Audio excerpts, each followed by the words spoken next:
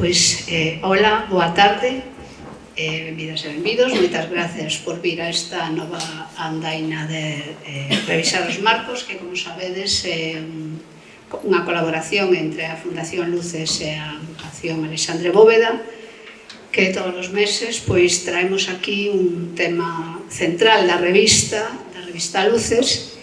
Nesta ocasión, como inicio de curso, imos falar de fútbol. Bueno, imos falar de fútbol, imos falar sobre todo de idioma, non?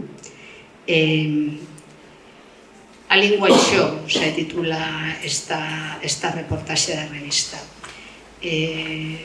Sabemos todas e todos que os datos de uso do galego están en continuo debalo, cada vez que salen os informes do Instituto Galego de Estatística son demoledores, pero ao mesmo tempo pois hai, sobre todo nas cidades, unha efervescencia da lingua a través do deporte, a través dos clubes, dos grandes clubes de fútbol, do Celta e do Deportivo, con diferente cunha andaina diferente en función tamén das equipos de comunicación, pero que o uso do galego chega a ser identitario. O caso do Celta nestes últimos tempos é moi significativo, no caso do Depor foi non máis do que o é, e ao mesmo tempo están xurdindo tamén ao redor do uso da lingua no deporte iniciativas como Aquí tamén se fala, que naceu aquí na Coruña no Instituto Rafael Dieste, que están involucrando a xente nova en toda esta dinámica de construir identidade tamén utilizando o galego a través da comunicación do deporte. Para falarnos disto e do que ela e el queira, temos hoxe con nós a Marta Otero Mallán, que é xornalista, unha das asinantes da peza da que estamos a falar, é xornalista da Opinión da Coruña, tamén é colaboradora, é membro do Consello de Administración, non, do Comité de Redacción da revista Luces. Non é a primeira vez que nos acompaña porque, vamos, unha autora moi habitual na revista. E está tamén con nós Alberto Pombo. Alberto Pombo é, dende hai moi pouco tempo, o director do Rafael Dieste, é tamén músico, é tamén escritor, é tamén fotógrafo, profe de galego, é un dos promotores deste proxecto Aquí tamén se fala, que é tan ilusionante e que parece que pode contrarrestar un pouco o debalo do galego. Van falar entre eles e logo damos vos a palabra a vos. Bueno, grazas a todos e a todas por vir. Quería facer unha mini introdución, porque é certo que cando pensamos en facer esta reportaxe, cando merquedes a entrevista, porque seguro que, a revista, porque seguro que o facedes, xa veredes que está un pouco como, está feita a dúas bandas. Fixémola eu, que son unha xornalista do Depor da Coruña, e Pablo, o meu compañeiro tamén do Comité de Redacción da revista Luces, celtista de Vigo. Entón, claro, agora mesmo, é certo, despois falaremos disto, contrasta un pouco o momento sociolingüístico que se está a vivir nos dous clubs. Entón, claro, eu que non podía pretender como coruñese deportivista que isto fose unha reportaxe que bien el Celta, que mal el Depor. Iso non se podía permitir. Daquela penso que o mellor enfoque que lle podemos dar foi centralo non tanto nas iniciativas institucionais que parten das propias direccións do clube, como neste caso está facendo moi ben o Celta, senón de algo que xorde da propia afición, dos propios aficionados, en este caso dun instituto, que pois, nun momento de perda de falantes como que estamos vivindo agora mesmo na Coruña, que precisamente é na mocidade onde está habendo esta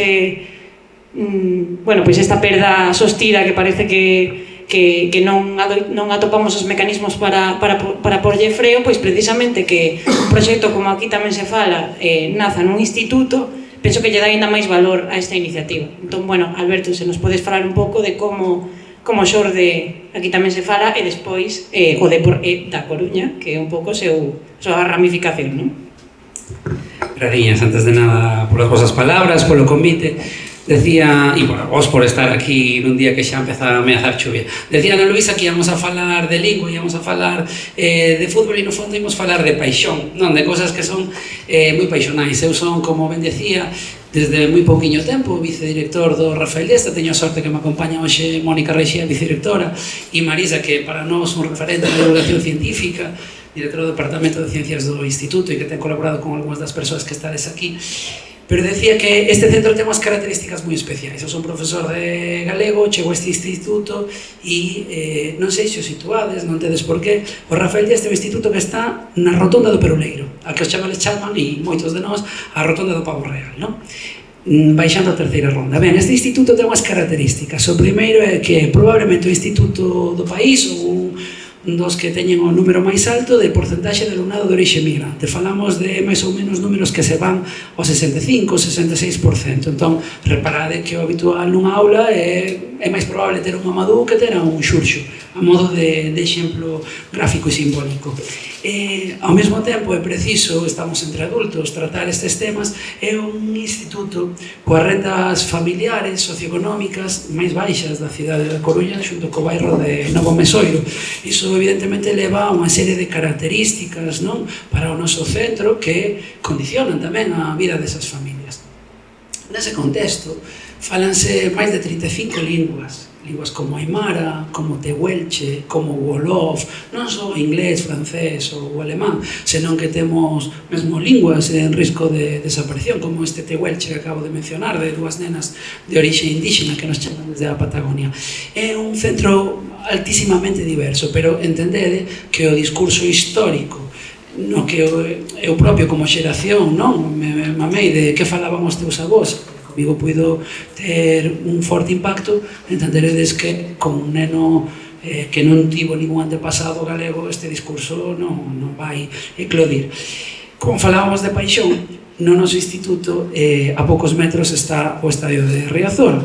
Vese desde as aulas, vese o propio estadio. Sempre decimos unha brincadeira cando falamos con outros docentes que no noso instituto non hai camisetas do Real Madrid. Quer dizer, os nenos ali son do Deportivo. Ao final tamén é o deporte un catalizador dun sentimento de alguma maneira, se quere local, pero eminentemente galeguista. Ben, en todo caso, na sociolingüística falase dunha cuestión que se chama a consecución de espazos de prestixio. E claro, para mí un espazo de prestixio pode ser Alexandre Bóveda, un espazo cultural con unha programación moi activa, pero un espazo de prestixio para un adolescente pode non ser este, pode ser un bar, ou pode ser un festival de música, ou pode ser o que for. Claro, isto que eu vou contar agora, vou intentar resumir, pero isto que eu vou contar agora non deixa de ser un parche, unha tirita. É un problema estrutural, este é un problema que ten que ser, que necesita de políticas activas que queiran verdadeiramente unha transformación da sociedade e que integren pois a migración como que é, como oportunidade para o noso país, non? Ben, dicía que nese contexto eu chego e o primeiro que detecto é a sensibilidade do noso alumnado. Non é difícil, a adolescencia gustalle a música. Bueno, pois o primeiro que se fai é comezar a traballar nisto.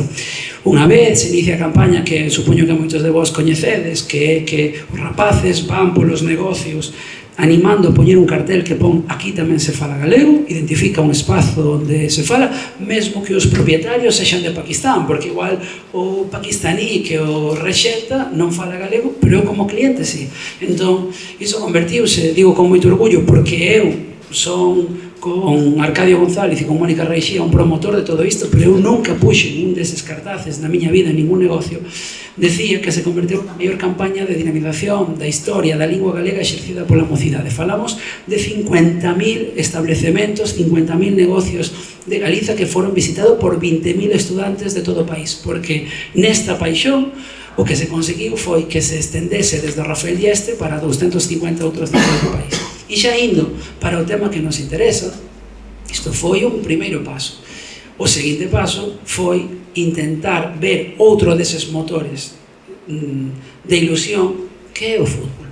Como nós xa tiñemos en andamento unha campaña de orixe nacional, é dicir, que envolvía aos os institutos, a 250 de toda Galiza e outras áreas de ensino, de secundaria, pero tamén do universitario, nos mantivemos reunións. Estou falando do curso académico pasado, non? Do anterior, coas directivas do Celta de Vigo, coas directivas do Racing de Ferrol, coas directivas do Lugo e coas directivas do Real Club Deportivo da Coruña. A idea era que elas fixeron un primeiro paso, que se sumasen en conxunto, que o fixeron, que dixesen que formaban parte da iniciativa Aquí Tamén Se Fala Galego, que convidasen os escolares dos centros, ollo, non só a visitar o estadio, que tamén o fixeron, regalaron entradas, como a que os rapaces, e nós aí pensábamos na realidade dos nosos, pudesen coñecer entornos profesionais. Un rapaz do noso instituto é fácil que saiba que existe un pintor, un albanel, un profesor e un abogado, pero o mellor non sabe que existe un director ou directora de comunicación. Pois pensade o que foi, polo tanto, meter aos nosos alumnos despois dun Deportivo Fuenlabrada, que os que os guste o fútbol sabedes que é un partido que xera moita tensión aquí na Coruña. O Deportivo estaba nese momento en segunda B, pero as instalacións do Deportivo son de Champions. Ben, pois o que fixemos foi manter reunións para que fixéramos vídeos, etc. Todo iso, pois como sabedes, acabou eclodindo nun Celta, no que nós sentimos que o noso alumnado e o alumnado de Vigo tivo un pequeno papel empurrando todo ese sentimento, que no Celta, digo con todo o respeito, é relativamente recente.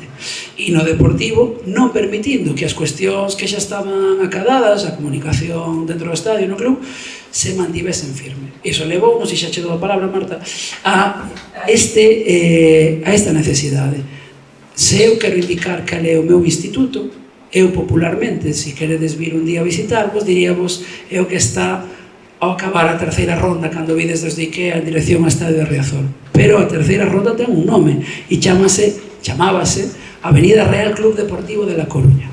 Claro, eu como profesor de galego xa teño unha misión, primeiro, concienciar o meu alumnado para iniciar esta campaña, é unha cousa de xustiza, e segundo, a necesidade de presentar unha reclamación por escrito ante o Concello da Coruña por estar vulnerando unha lei. Alguén poderá estar dicindo, ollo, porque o Deportivo de La Coruña é unha empresa privada que ten o seu nome. Sí, pero fixadevos o que son as características que cando ti pos o nome para unha rúa tes un límite de caracteres. Entón o nome oficial da cidade era Avenida Real Club Deportivo, aínda que a placa puxese de La Coruña. Por lo tanto, o de La Coruña era, digamos, un engadido a maiores, un identificativo que poñía o Concello. Por lo tanto, pudose cambiar e hoxe, digo, con moito orgullo, con moita vehemencia, con moita rotundidade, que a avenida pola que vides desde o Ikea hasta o estadio de Riazor e que pasa por dentro de Rafael Dieste chamase Avenida Deportivo da Coruña. E tamén digo que a mesma forza que o Deportivo da Coruña, e queda moi pouquiño para que vexamos todo iso. Non teño ningún dato para apoiar todo isto, simplemente que a forza do amor da rapazada non vai ser inútil e que nós, como lle transmitimos ao Deportivo na reunión que mantivemos no mes de maio, até o día en que se cambie o topónimo e se escoite o sentir do club, vamos a seguir ca campaña.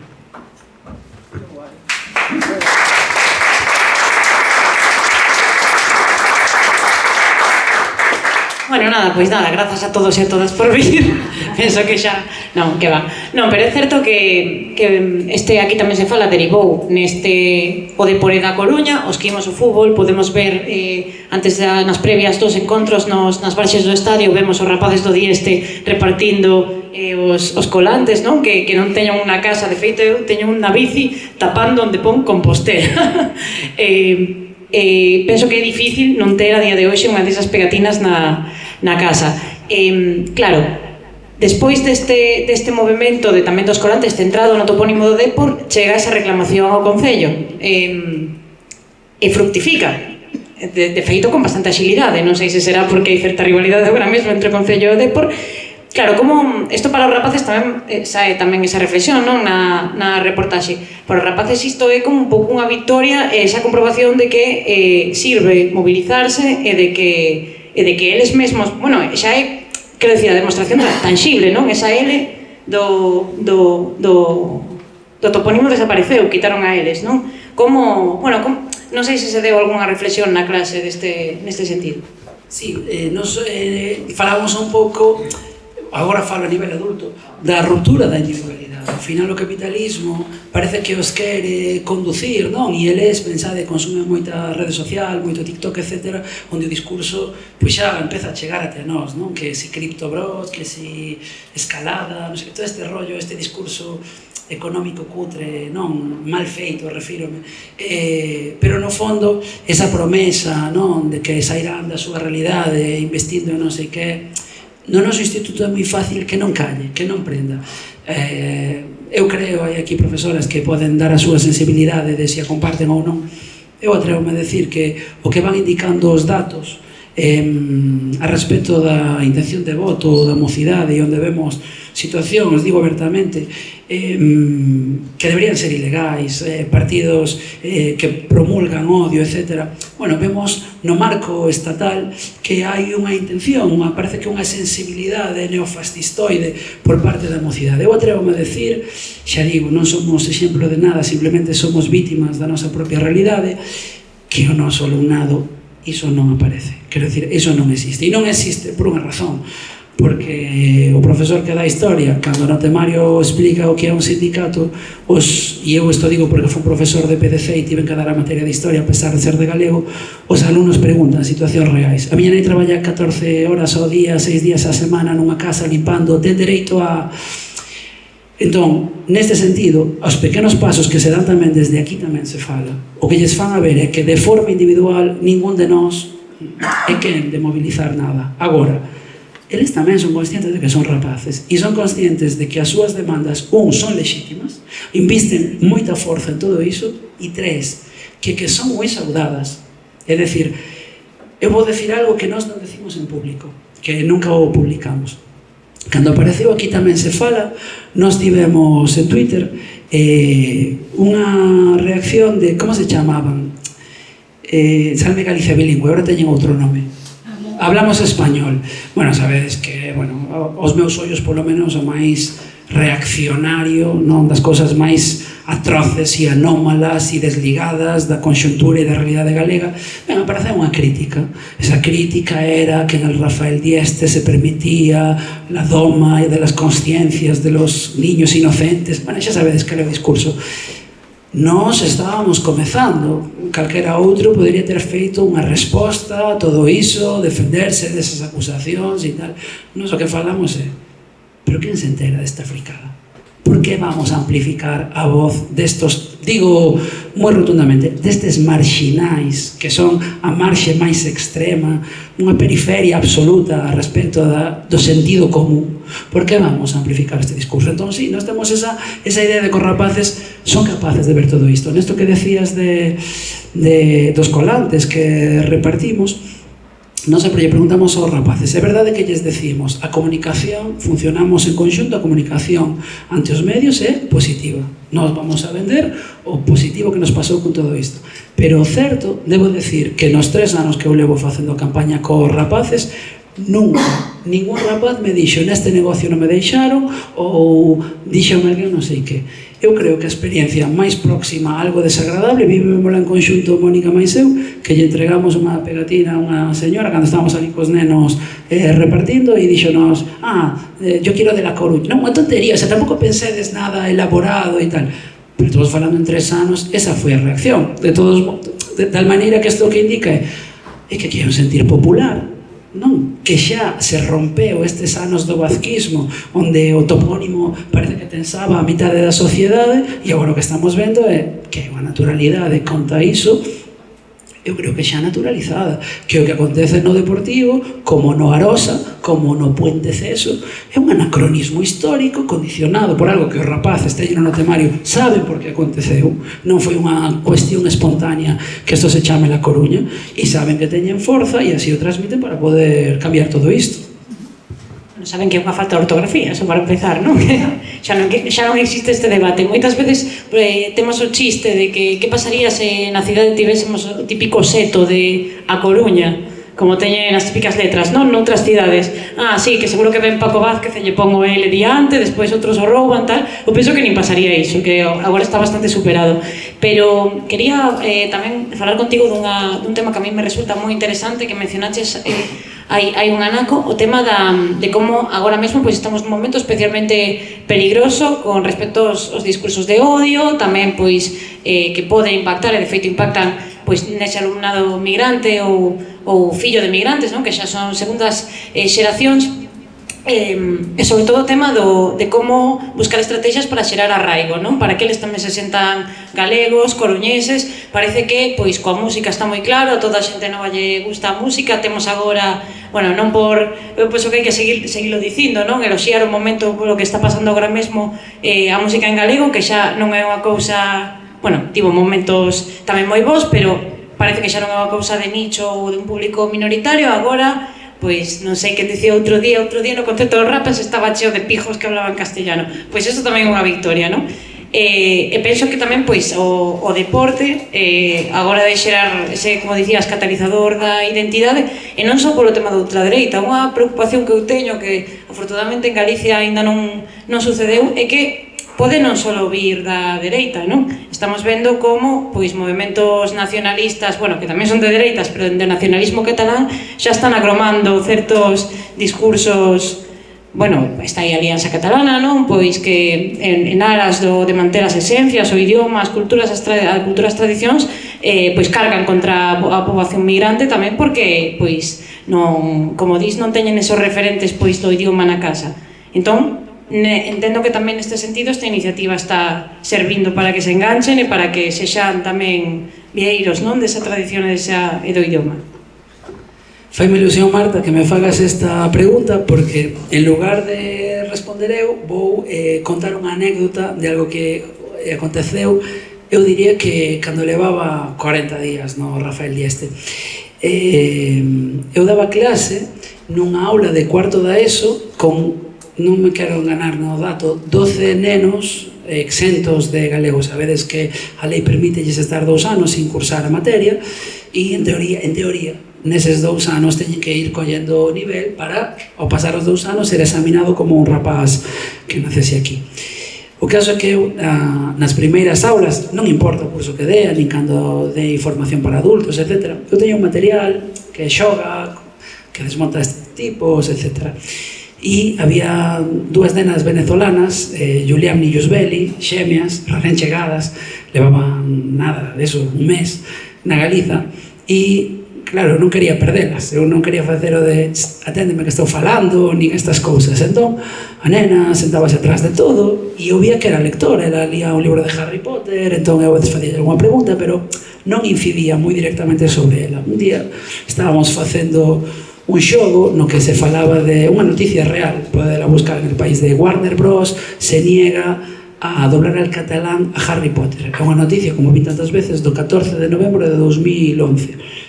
Pero do 21 de novembro, 7 días despois, a noticia que eu presentaba era Warner Bros. Rectifica e doblará al catalán Harry Potter. Entón, eu teño aí un xogo que lles pregunto que fixeron os cataláns, que poderían ter feito os galegos para ter esa victoria. Como agora non é o tema, salto. Pero a nena fechou o libro de Harry Potter e comezou a atender a aula. Entón, ela foille quedando toda esta idea da sensibilidade. Un día, nesa mesma aula, eso, nos primeiros días, eu saquei un tema e preguntei, bueno, a ver, tendo en conta que eu nacín aquí, que fun escolarizado en español, non sei que opinades de que eu, a mí non me costa nada, pueda empezar a dirigirme a estas compañeras en lengua castellana, porque al final voy a facilitar su integración. Dixen eu na aula, entendede, completamente serio, porque aquí xa vexo sonrisas, non? Que ali dixen no, totalmente serio, e os rapaces responderon moi rotundamente, a ti que te cuesta? Non, en plan de, claro que sí, en plan, por que non o faz? E eu preguntelle ás rapazas que opinaban, a esas rapazas exentas en concreto, e Liamni, unha delas, dixo que non. Dixo, a mí me falas galego. A mí me falas galego, non? É dicir, como intentando introducir. Entón, eu chameina, temos unha pequena tarima, para que explicase os seus argumentos diante dos compañeros. E o que dixo ten que ver con que me estabas preguntando, que elas queren ser de aquí, que elas queren ter dereito a vivir esta identidade. As súas familias pagan impostos aquí, as súas familias escolarizan as fillas aquí. Elas non viñeron de vacacións. Elas saben, despois dese proceso traumático que é para calquera, e un galego debía sabelo, a emigración, elas sabes que viñeron a facer así aquí as súas raíces. Pero eu, como docente, enfrenteime moitas veces a estar falando cunha nai da procedencia que fose e escoitar esta frase, que eles coñecen moi ben. Háblale castellano, perdón, que es de fuera. ¿Cómo va a ser de fuera? Giuliani, o exemplo que acabo de poñer, que é máis galega que a franxa azul da bandeira e que a Torre de Hércules, unha rapaza que fai militancia activa a diario pola lingua galega e que viñeron a entrevistar de La Voz de Galicia e o titular que digo ela foi: en casa a la silla ya le decimos cadeira. Como vai ser esa nena de fuera? E agora mesmo, como dis, eu penso que estou de acordo contigo que é un movimento imparable, non? Este tema do topónimo mal escrito, unha anomalía, o de Arosa, o de Puente Ceso e o de La Coruña, pero realmente cal é a sensibilidade agora mesmo da actual directiva do Depor, porque é certo que dende que puxestes en marcha esta campaña tivestes o apoio da Xunta, da Real Academia Galega, do Concello, da Deputación, de todas as administracións, pero parece que agora mesmo o Depor está un pouco indolente ou non se enterou de que está pasando isto, que tamén pode ser, pero sí que é certo que co anterior equipo de comunicación, antes de que o Depor estoupase por enésima vez e despedise a todo o mundo e tal, sí que houve reunións, houve vídeos e parecía que se esa directiva se cardadurase un pouco máis, tiñamos o topónimo arranxado. E agora cal é o estado das negociacións, por así dicirlo? Nos, cando estaba a directiva que estás mencionando, reunímonos con Mercedes Cernadas, que era a directora de comunicación. Sempre digo o mesmo, nos fomos, isto que vos contei, de levar os nenos ao estadio, de facer uns vídeos e tal, nos fomos ese día, foi a primeira reunión antes que co Celta, que co Racing ou co Lugo, con 2 propostas. E saímos con 5 porque 3 ofreceu unas Mercedes. É dicir, a sensibilidade que ten Mercedes cara a lingua galega está fora de toda dúbida. É verdade que no cambio tamén aconteceu unha situación da que nós xa transmitimos moitas veces en público. É verdade que o Depor tardou moito en recibirnos. Tardou, pois, desde o mes de setembro ou outubro, non sei cando iniciamos os contactos. En todo caso, nos fomos cara ao mes de maio a reunión con eles. Pero quero tamén contextualizar no seu favor que o Deportivo ascenderon a categoría. Eu non sei como é a xestión interna dun clube. En todo caso, por poñelo sobre o fácil, eles recibironnos. Nesa reunión que nós mantivemos con eles, entender que nós non fomos negociar, non había esa opción para nós. Nós fomos informar de que a campaña, como vos decía antes, ia continuar. O que nos transmitiu a nós o Deportivo, e ademais penso que desde iso, nós que temos por fortuna cos nenos bastante presenza nos medios, eu penso que ninguén nos lo chegou a preguntar. A nós o que nos transmitiu o club é que o tiñan en conta, que este proceso para eles era lento. Nos rebatemos, non só que decimos é, por primeira vez na historia, o Deportivo, e ademais directivas anteriores manifestaron en periódicos como o Deporte, hai agora unha acción maioritaria por parte da banca. O Deportivo deixou de ser das persoas que éramos socias. Non pintamos nada, é dicir, isto ten un propietario e hai que asumilo. Por lo tanto, se queren transformar o topónimo, eu sí que penso, desde a miña ignorancia, que debe ser unha acción inmediata. Pero, sobre todo, se o Deportivo quixese dar un paso adiante, o certo é que podería nin modificar os estatutos e cambiar o escudo. Porque, no fondo, igual que deciden facelo bordado plástico en todo o monocromo azul ou ca cor corporativa, o Deportivo pode poñer a Coruña no seu escudo. Iso, como digo, incluso ben recollido por outras directivas en editoriais que saíron a partir da campaña. Evidentemente, isto xitou os medios, comezou moita xente a falar disto. Eu non vi, non sei vos, eu non vi ningún editorial que dixese que a campaña estaba enganada ou que é unha pena ou a tradición histórica. Marta, ti seguro que o sabes, non sei se os que estades aquí, a campaña iniciouse con unha cousa histórica. Isto vou decir, ainda que poida parecer o contrario, con moita humildade. E se parece o contrario é porque estou falando de rapaces e sento, como vedes, moito orgullo. Houbo iniciativas previas para cambiarlle o topónimo, xente que nos apoia, xente que nos está a axudar a facer isto. Estou pensando no Solfeis, estou pensando no Riazor Blues, estou pensando na Mesa pola Normalización Lingüística. Nos o que decimos con humildade é iniciativas e campañas mantidas no tempo, sostidas até que se consiga. Non, houve accións concretas, simbólicas, moi necesarias. E en cada asamblea, ademais, hai constancia nas actas, pediuse ao Deportivo todo isto. Agora, nós non vemos unha razón para que o Deportivo, nun prazo moi breve, non vai a facer a transformación. Co que estou dicindo, non estou filtrando ninguna información que coñeza, porque non coñezo ninguna. Pero eu creo que a sensibilidade é imparable. Decía eu, alguén liu algunha vez vez un comentario contra o cambio do topónimo. Estaba dicindo, por non perder o fío, e con isto xa concluo, xa te paso o micro, que a campaña iniciouse dunha maneira moi concreta, que ademais exixiu o silencio de 60 persoas envolvidas para poder transmitirlle o Deportivo e os medios, non? Que no fondo son os que recollen isto, que isto é unha forza de amor moi forte.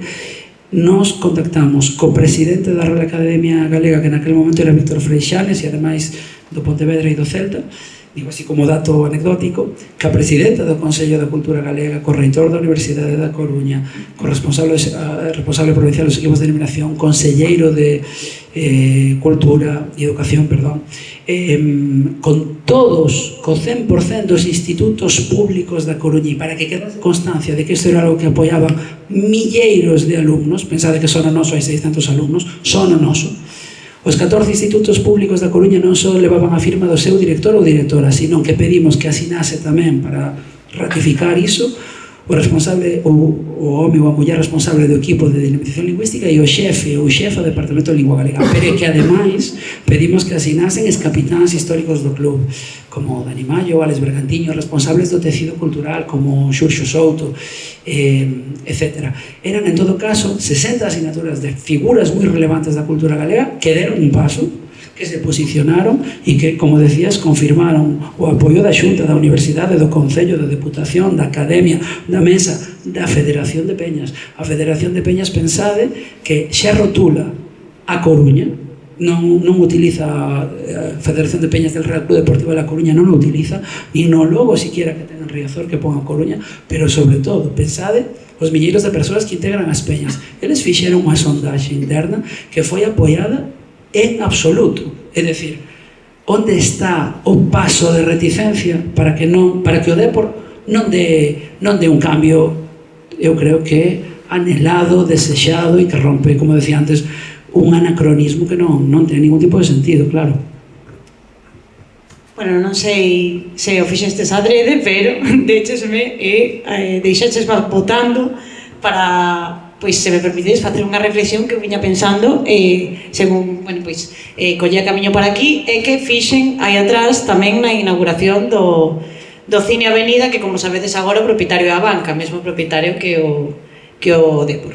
Imos falar un pouco da banca, porque eu penso que non se pode eludir, pois, este tema, non? Que agora mesmo o propietario do Club Deportivo, accionista mayoritario, é un banco cuxo presidente é o señor Escotet, que, como todos sabemos, é venezolano, non? Vale.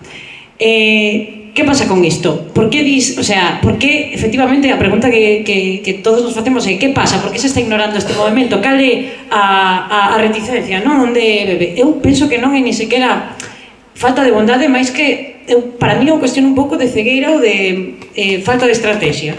Por que digo isto? Porque efectivamente o Depor ten unha campaña feita a custe cero, como é esta promovida polos rapaces, que ademais son agora mesmo unha xeración que está moi enganchado de por xeración barro, lle chamaban por o tema de que moitos se engancharon cando estábamos agora na terceira categoría, e que ademais xa ten moi lonxe ou descoñece mesmo pois o que lle fixo engancharse ao equipo, pois a xente de máis idade, non? Que se foron os anos dourados, os títulos e tal.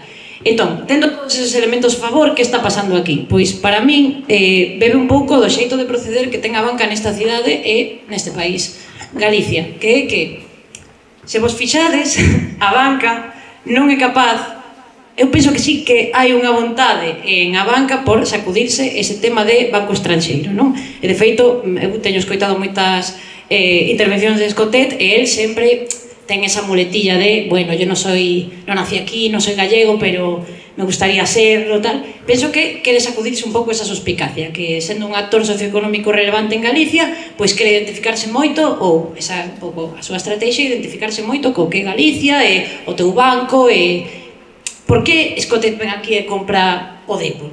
Nós tiñamos que estar aplaudíndolle coas orellas a Escotet por mercar o Depor, por salvalo da débeda, por comprar a débeda e por salvalo da desaparición. Pero, polo contrario, moitos estamos no estadio gritando que se vayan, diles que se vayan, apuntando así para o palco da banca. Por que? Porque dá a sensación de que, para min, esta reflexión que eu fago, que podedes non estar de acordo, de que non saben moito o xoguete que mercaron, porque penso que na banca non se entende moi ben a diferencia entre identificarse cun símbolo e apropiarse del.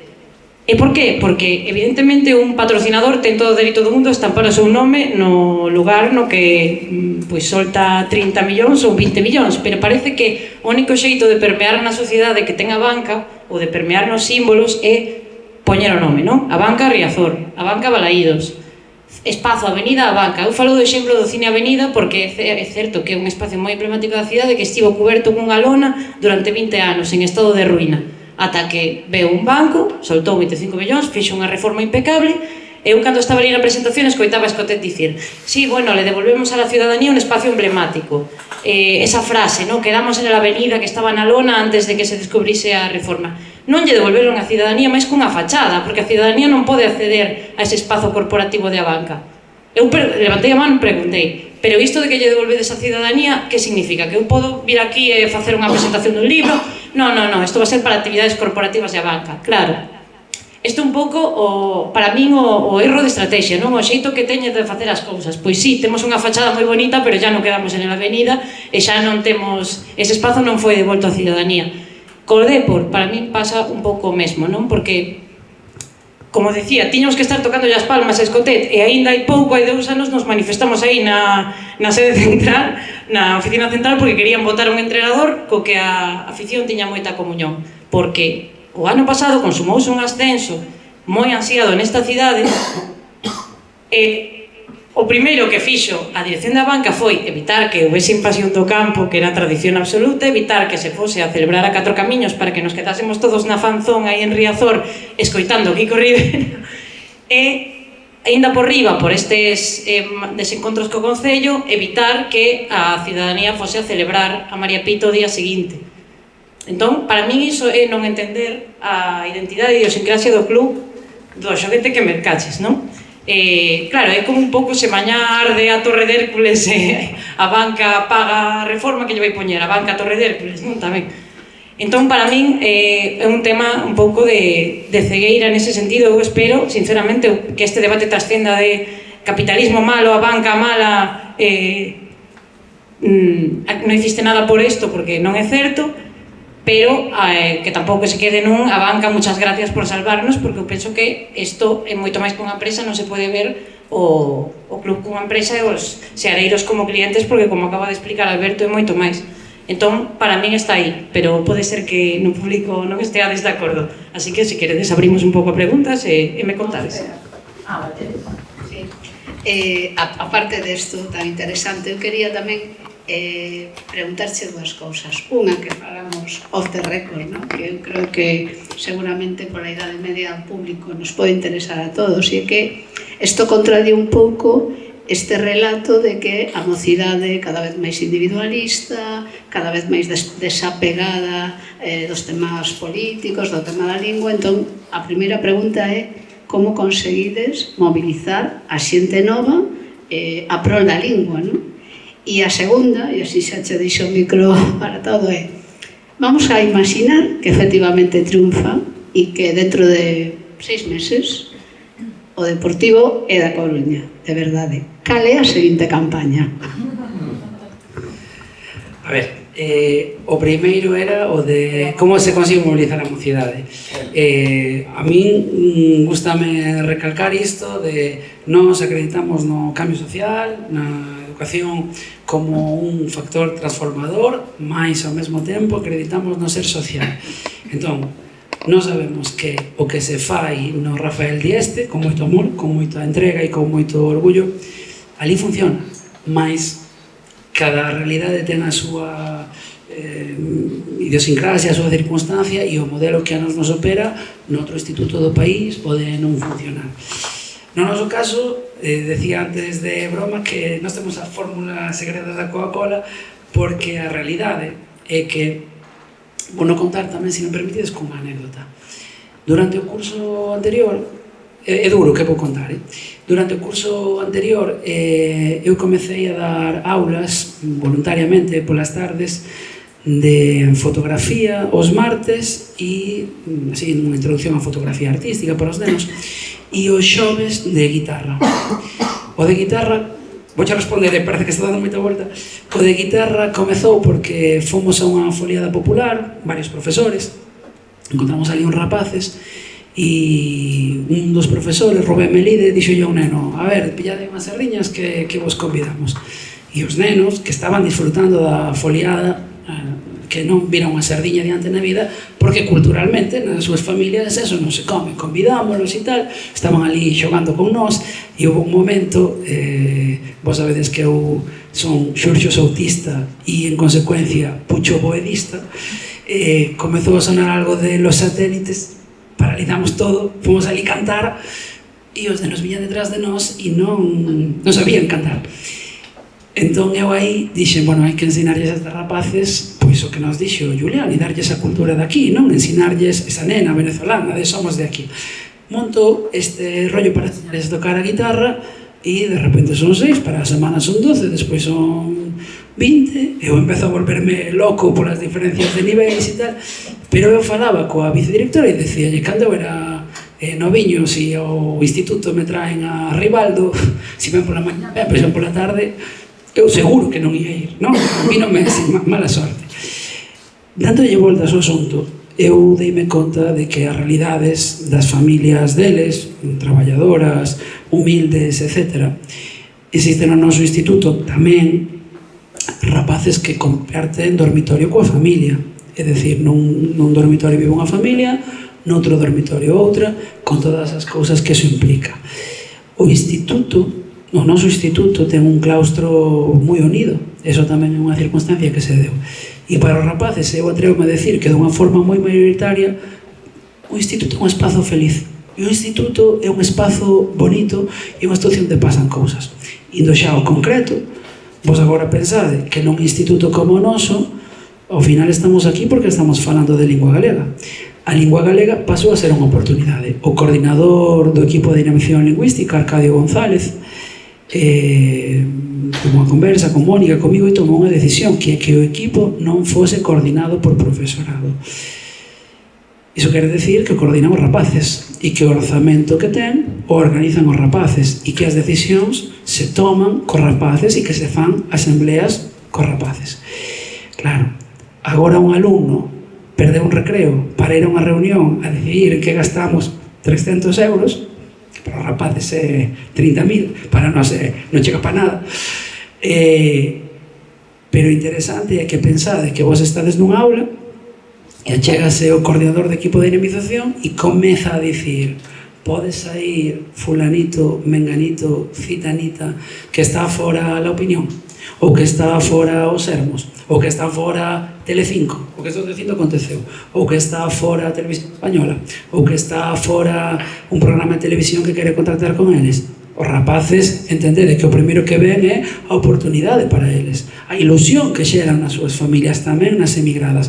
Antes contábamos un caso dunha nena que saiu no 15.000, digo porque foi a nosa primeira entrevista, e a nai imprimiu dúcias e dúcias de copias porque a filla estaba triunfando nos medios en Europa. Claro. Entón, para nós o factor é brindarles oportunidades reais aos rapaces. Poñoche un exemplo, chegan 100 entradas do Deportivo, cando estaba Mercedes, convidando os nenos a un partido e a 10 deles a visitar o que vos contei, esas instalacións e tal. Pero a preferencia teñen os rapaces que están traballando na militancia, na defensa da lingua galega. Pois agora tamén vos digo, no noso instituto, ollo que vou decir, hai lista de espera para dinamizar o galego. E cando... que isto é casi violento de contar. E cando un rapaz se comporta mal, por a razón que sexa, tivo unha mala contestación e tal, apartámolo unhas semanas de normalizar a lingua galega. Porque eles saben que lles brinda oportunidade. Vos pensade, por exemplo, que cando nos facemos, é algo de aquí tamén se fala, non o festival, decimos e pensámoslo, a donde nos chegan as nosas investigacións, pensamos que é así, se non é o único festival do mundo, estou falando do festival, aquí tamén se fala, organizado, festival profesional de música, organizado por un instituto de Europa, seguro que é, iso seguro. Estamos falando dun festival que paga billetes de avión, noites de hotel, seguridade privada, un escenario que se maña ben maná, o escenario máis grande que se fabrica en Galiza, a non ser que cho monten ad hoc, como pode ser no Morriño e tal, é dicir, que se o alugas un que este fabricado, é aquel, con empresas profesionais de sonido. Agora, o interesante é que quen vai estar vivindo iso, o contacto cos famosos, o atender aos medios de comunicación ese día, falar en directo con non sei quen, estar no backstage podendo pedirlle firmas, son os rapaces. Entón, cal é a nosa clave? Que conseguimos encontrarlle espazos de prestixio, ou dito con outras palabras, brindarlles oportunidades significativas para eles, de emoción, que no noso instituto están ligadas á lingua galega. Nós temos agora a sorpresa de que chegan matrículas novas de familias que a duras penas consiguen falar 3 palabras en galego, porque nós, os galegos, non lle entregamos a lingua con esa idea de que es de fuera, que veñen preguntando se o neno pode entrar en aquí tamén se fala, que hai que facer, etc.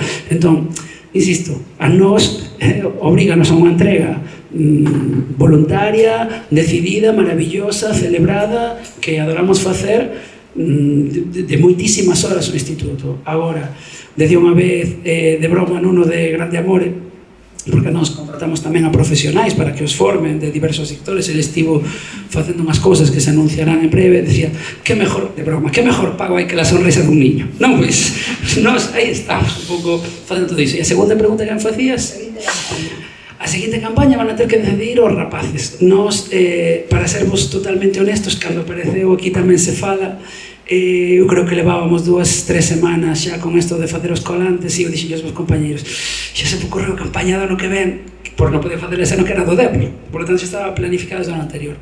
Nós o Deportivo, e transmito aquí, o que lle dixemos foi, até que cambiedes, nós non temos por que cambiar de campaña. Agora, é verdade, xa adianto, non sei se desde aquí tamén se fala, pero sí desde a lingua galega e sí desde a dirección do Dieste, nós queremos comezar a traballar, reunión, por exemplo, con o crítico Martín Pauli, queremos comezar a traballar na organización dun festival de cine. E cando falo dun festival, non falo da proxección de 5 pelis, senón do que implique facer un festival desde un instituto.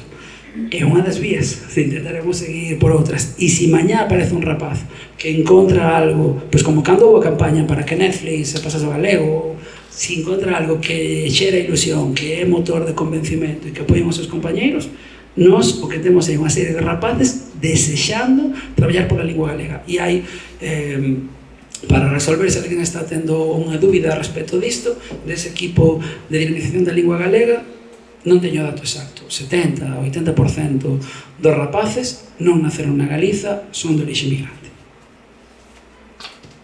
Marta, non tiñas un vídeo que ofrecernos? Se está reiniciando.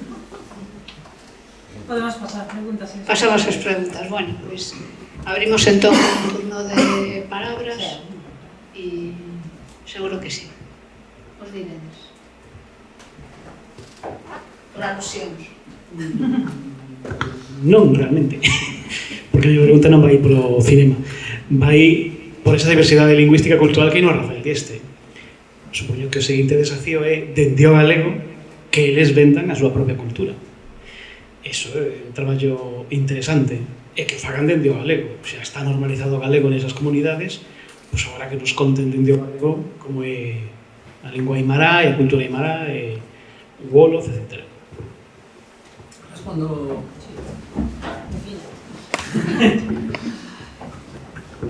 Mira, houve unha situación moi bonita. Antes citei un profesor que se chama Rubén Melide, profesor de Historia, forma parte da iniciativa, non está agora no noso instituto, está na Laracha, pero estivo no Dieste. E un día chegou á aula e encontrou un cartel artesanal que poñía aquí tamén se fala wolof, que non imaginades a ilusión que nos fixo. Fixonos tanta ilusión que o que fixemos foi unha campaña interna no instituto, saliu, foi recollida en algún medio, etc., que era o aquí tamén se fala real do instituto. Entón, agora non pola reforma que se deterioraron, pero volverán a estar. Cando vos entrabades pola porta pola que entran as familias no Rafael Dieste, había un mural cas 35 linguas que documentamos. Pero que xa cando estaba feito o mural foi, bueno, pero na miña casa tamén se fala garífuna. Entón, sí, nós temos moita intención con iso, incluso agora como equipo directivo, dentro do proceso da reforma, tamén tivemos unha sensibilidade a respecto diso que vai depender xa non só de nós, sino da unidade técnica que poida facer esta pequena reforma. No noso instituto había, como moitos, no instituto do ano 1989, unha casa do conserxe. E nesa casa do conserxe era unha vivenda tradicional con 2 baños ou 2 dormitorios, un salón e tal. Claro, ese espazo non é nada productivo tendo en conta as dimensións dun centro polo que pasan 600 alumnos. Entón nós solicitamos agora a posibilidade de que nos tiren unha serie de tabiques. Ao tirar eses tabiques temos idea de facer un depósito para a biblioteca, unha zona para os clubs de lectura e tal, pero vou ir ao que me interesa. Pero queremos conservar a cociña. E queremos conservar a cociña porque hai 2 ou 3 anos houve unha semana cultural no instituto que se chamaba, seguro que me vou enganar, pero algo así como Sabores do Mundo. Neses Sabores do Mundo xa había a intención de que os rapaces nos mostrasen, como decían, só das sardiñas, non? Que non coñecían, pois que comían nas súas casas. Entón agora temos esa intención de que eles nos veñan tamén a través desa cociña, pero non os rapaces, sino as súas familias, non? E los integrando na medida posible. Nos hai unha reivindicación que algúns lideran e moitos coñecedes que é a de tirar os muros da cidade escolar. Nós non vamos poder facer por ter menores. Si se podría facer ca escola de idiomas, co conservatorio e tal. En todo caso, mesmo non podendo tiralos, isto que contei do Festival de Cine, por exemplo, e que falaba contigo outro día, non é para facelo para os rapaces, é para que organicen os rapaces, pero abran para as súas familias. Nós temos a intención de que o Instituto pase a ser un referente cultural do barrio, un espazo que faga programación cultural para o barrio e que o matiz, estamos acostumados a que haxa programación para os escolares, o matiz é que esa programación cultural estará organizada polos rapaces.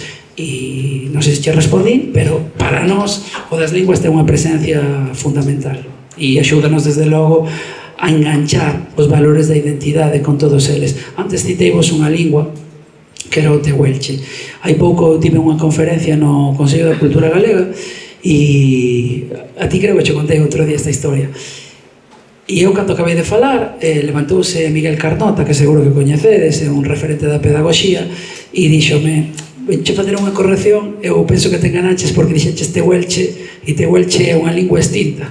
E dixen, eu non, seguro, eu doulle aulas a esas nenas, Maite Llanfulén, Amaya Llanfulén, falan tehuelche e falan galés.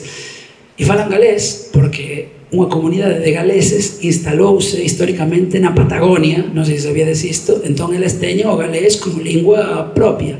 Ben, en todo caso, o tehuelche, verdade, que é unha lingua en grave perigo de desaparición, con, penso que son menos de 1000 falantes e tal, pois 2 viven na cidade da Coruña, quer dizer, a lingua estará en perigo, pero hai 2 falantes que sinten orgullo de ser tehuelches, que son da etnia tehuelche, que manteñen a identidade e que teñen ali no instituto e participan moi activamente. Ademais, en aquí tamén se fala, ambas as dúas irmás, e exentas de galego, son nenas que poderían non cursar a materia e tal, e que teñen ali na entrada do instituto un recoñecemento da súa lingua.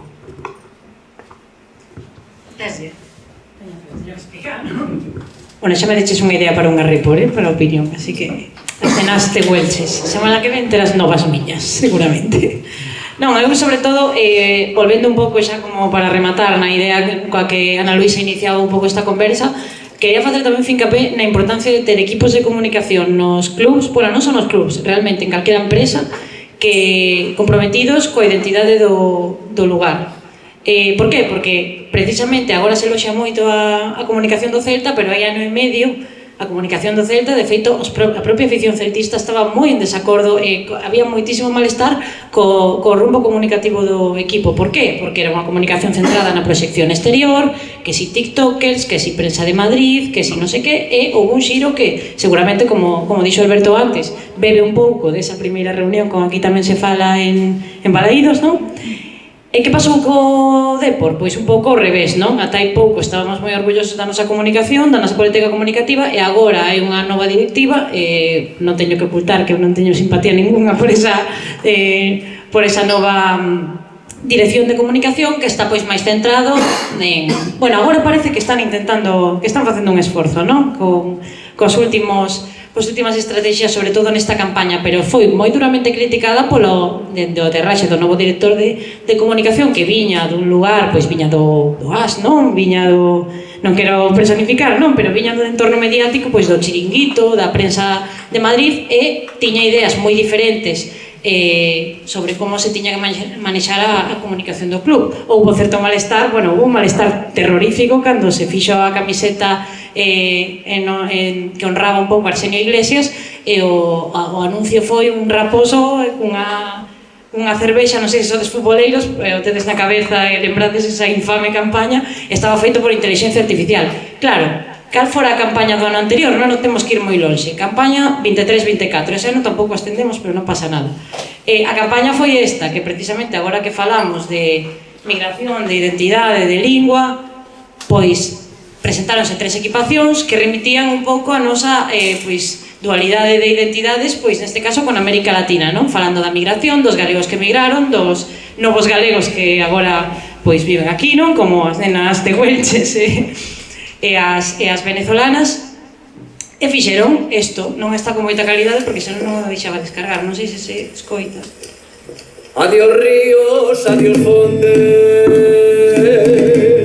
adiós regatos pequenos, adiós vista dos meus ollos, non sei cando nos veremos.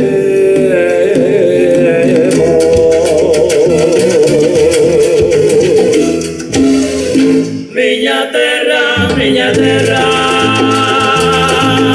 terra onde meu criei, portiña que quero tanto, figueiriñas quebran.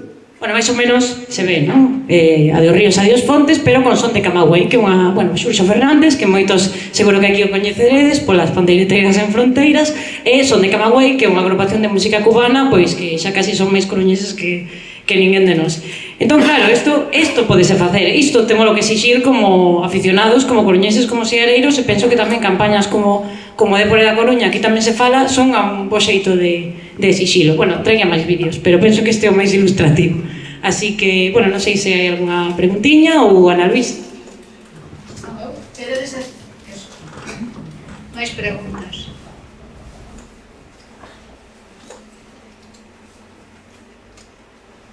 Bueno, pois non vamos a forzar máis a situación, parece que o tema está claro, agardamos que vos parecera interesante. A min, desde logo, pareceme moi interesante a charla de hoxe, como sempre, sabedes que a colgaremos no YouTube da Fundación para que animedes a xente que non pudo vir hoxe a vela e recordarvos, antes de despedir o acto, que, como sempre, a revista Luces está á venta na entrada, que precisamos da vosa axuda para mantela cada mes e para poder seguir facendo actividades como esta.